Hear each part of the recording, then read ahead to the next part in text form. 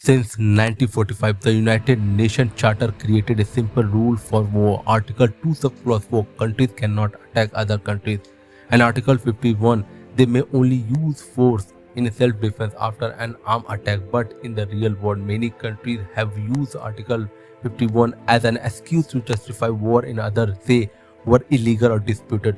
There is no official number. The United Nations does not keep a fixed count of how many countries violated the charter. Each one of is judged separately by United Nations resolution, courts or global opinion. But history shows that the country across different regions have used force in ways many experts call unlawful even when they claim self-defense.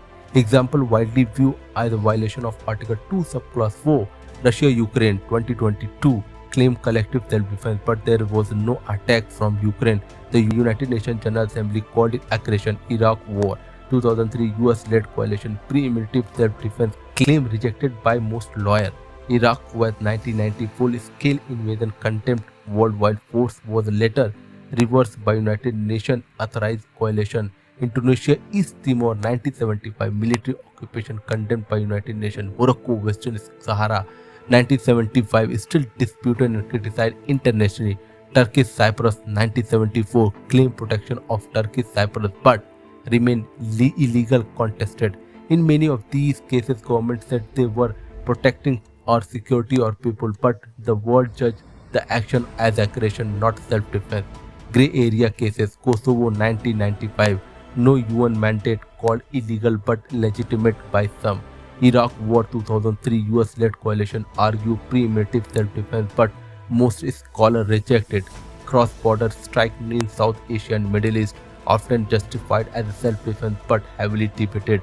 These cases show that the powerful state sometimes stretch Article 51 fit legal codes.